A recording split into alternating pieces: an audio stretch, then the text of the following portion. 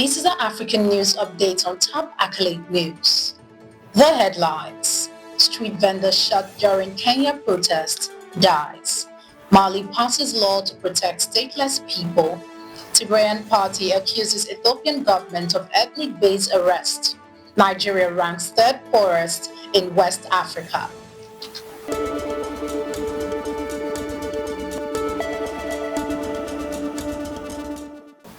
We start with the focus in politics. Street vendor shot during Kenya protest dies. In Kenya, a street vendor shot in the head by police during recent anti-brutality protests has died a day after being declared brain dead. Boniface was hit at close range during a June 17 demonstration in Nairobi, triggered by the death of blogger Albert Ojwang in police custody.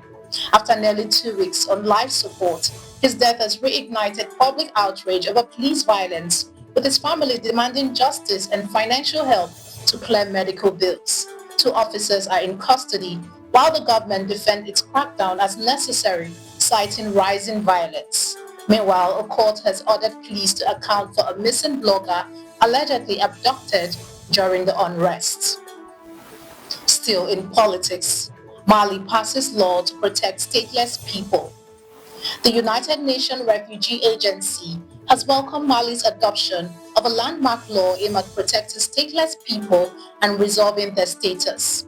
The new legislation provides a clear path to nationality, safeguards equal access to healthcare and education, and prohibits penalties or expulsion based on lack of documentation.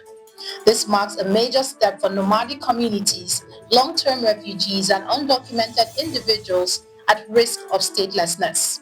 Since 2017, nearly 2,400 people have been naturalized and over 30,000 issued civil documents with UN support.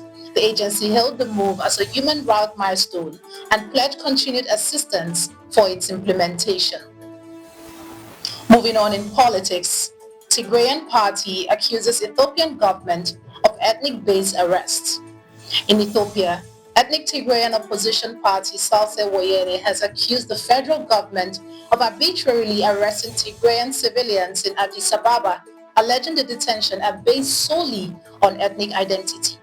In a strongly worded statement, the party condemned the arrest as a violation of human rights and a threat to the fragile peace following the recent Tigray conflict. The group called on the immediate and unconditional release of those detained and warned that such actions risk reigniting tension in the region.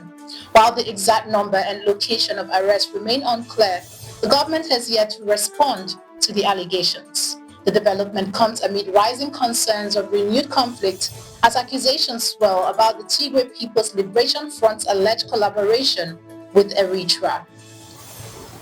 Moving to economy, Nigeria ranks third poorest in West Africa. Nigeria has been ranked the third poorest country in West Africa by GDP per capita, according to a new IMF report revealing a figure of just $807 per citizen. Once Africa's largest economy by total GDP, Nigeria now faces mounting criticism over poor governance, corruption, and flawed economic policies blamed for plunging millions into deeper poverty. Analysts says wealth remains concentrated in the hands of a political elite, while weak institutions, inadequate infrastructure, and poor policy choices continues to undermine national development. The symbolic decline reflects a broader African trend, where the continent makes up for 19% of the global population, but only 3% of global economic output.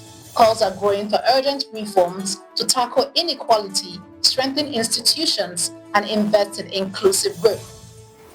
You're watching the African News Update on Top Accolade News. Do stay with us. Still to come.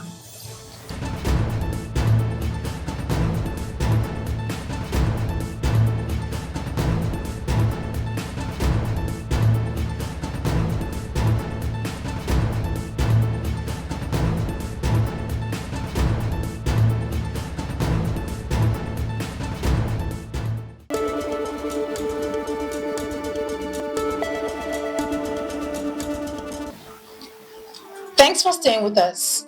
In international relations, US congratulates Rwanda on independence. The United States has extended warm wishes to the people of Rwanda as the country marks its 63rd Independence Day on July 1st and the 31st anniversary of Liberation Day on July 4th. In a statement, the U.S. reaffirmed its commitment to strengthen bilateral ties, expressing optimism for continued collaboration to promote prosperity and security in both nations.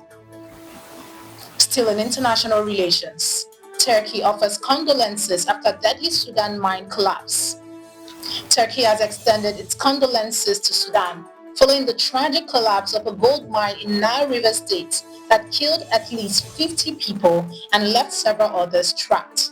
In a statement issued on Monday, the Turkish Foreign Ministry expressed deep sorrow over the incident, offering sympathies to the victims' families and the Sudanese people, while voicing hope for the swift rescue of those still buried under the debris.